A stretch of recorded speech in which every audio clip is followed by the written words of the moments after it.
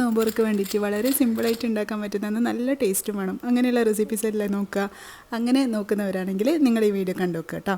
പെട്ടെന്ന് റെഡിയാക്കാൻ പറ്റും. അപ്പോൾ ഇത് ഞാൻ ഉണ്ടാക്കാൻ പോകുന്നത് ചിക്കൻ ക്രോക്കറ്റ്സ് ആണ്. അപ്പോൾ അതിന് വേണ്ടിയിട്ട് 1 കപ്പ് വേവിച്ച ചിക്കനിലോട്ട് ഉപ്പും കുരുമുളകും ഇട്ടിട്ട് വേവിച്ചതാണ് കേട്ടോ. അതിലോട്ട് 1 കപ്പ് തന്നെ പുഴുങ്ങിയ ഉരുളക്കിഴങ്ങ് ചേർത്ത് കൊടുക്കുക. പിന്നെ 1/2 കപ്പ് ചീസ് ചേർത്ത് കൊടുത്തിട്ടുണ്ട്. പിന്നെ 1/2 കപ്പ് തന്നെ ചെറുതായിട്ട് അരിഞ്ഞ ഉള്ളി ചേർത്ത് കൊടുക്കുക, സവാള, പിന്നെ 1 കൈപ്പിടി നിറയെ മല്ലിയില ചേർത്ത് കൊടുക്കുക, 1/2 ടീസ്പൂൺ കുരുമുളക് പൊടി, 1/2 teaspoon garam masala powder, 1 teaspoon നിറച്ചെണ്ണ ചില്ലി ഫ്ലേക്സ്, പിന്നെ ആവശ്യത്തിനുള്ള ഉപ്പും 1 ടീസ്പൂൺ വെളുത്തുള്ളിയും പിന്നെ 2 പച്ചമുളകും ചെറുതായിട്ട് അരിഞ്ഞിട്ട് ചേർത്ത് കൊടുത്തിട്ടുണ്ട്. ഇനി ഇതെല്ലാം കൂടി നല്ലപോലെ ഒന്ന് മിക്സ് ചെയ്തിട്ടെടുക്കുക. കൈവച്ചിട്ട് തന്നെ എല്ലാം നല്ലപോലെ മിക്സ് ചെയ്തിട്ടെടുക്കുക. അപ്പോൾ നമ്മൾ ചേർത്തിട്ടുള്ള എല്ലാ പൊടിയും ഇൻഗ്രീഡിയൻസും എല്ലാം കൂടി നല്ലപോലെ ഒന്ന് കമ്പൈൻ ചെയ്ത് വരണം. അപ്പോൾ ഇനി ഇതിലോട്ട് ചേർത്ത് കൊടുക്കുന്നത് 1 ടീസ്പൂണോളം ഒറിഗാനോ എന്തായാലും ചേർത്ത് കൊടുക്കട്ടെ, അതാ ഒരു നല്ല ടേസ്റ്റ് കൊടുക്കുക. പിന്നെ 1 മുട്ടയും കൂടി ചേർത്ത് കൊടുക്കുക. ഇതൊക്കെ ഫസ്റ്റ് തന്നെ ചേർത്ത് കൊടുക്കട്ടെ, ഞാൻ മറന്നുപോയി, പിന്നെ ഓർത്തേ, അതാ പിന്നെ ചേർത്ത് കൊടുത്തേ. എല്ലാ ഇൻഗ്രീഡിയൻസും ഒന്നിച്ചിട്ട് തന്നെ ചേർത്തിട്ട് നല്ലപോലെ കൈവച്ചിട്ടൊന്ന് മിക്സ് ചെയ്തിട്ട് എടുക്കുക. അപ്പം ഇതിൽ കുറച്ച് ലൂസായിട്ട് തോന്നുന്നുണ്ടെങ്കിൽ നിങ്ങൾക്ക് ഇതിൽ 2-3 ബ്രെഡ് ഒന്ന് പൊടിച്ചിട്ട് അതും കൂടി ചേർത്ത് കൊടുത്താൽ മതി. അപ്പോൾ അത് കഴിഞ്ഞിട്ട് ഇതുപോലെ ഒന്ന് ഉരുട്ടിയിട്ടെടുക്കുക.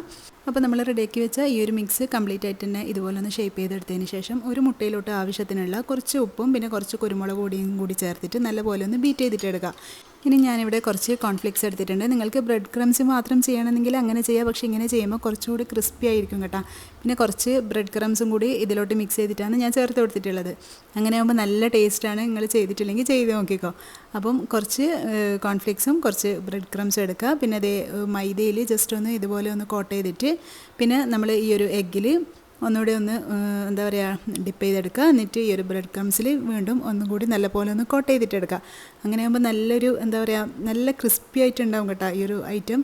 ഇത്രയും ചെറിയ ക്വാണ്ടിറ്റി വെച്ചിട്ട് നമുക്കിത് ഇത്രയും ക്രോക്കറ്റ്സ് കിട്ടിയിട്ടുണ്ട്. അപ്പോൾ ഇത് കംപ്ലീറ്റ് ആയിട്ട് എന്തായാലും നോമ്പ് തുറക്ക് വേണ്ടല്ലോ, ചെറിയൊരു ഫാമിലിയൊക്കെ ആണെങ്കിൽ. അപ്പോൾ നമുക്ക് ഇതിൻ്റെ പകുതി ഫ്രിഡ്ജിലോട്ട് മാറ്റി വെക്കുക. 2-3 ദിവസം കഴിഞ്ഞാലൊക്കെ നമുക്ക് വീണ്ടും എടുത്തിട്ട് ഫ്രൈ ചെയ്യാമല്ലോ.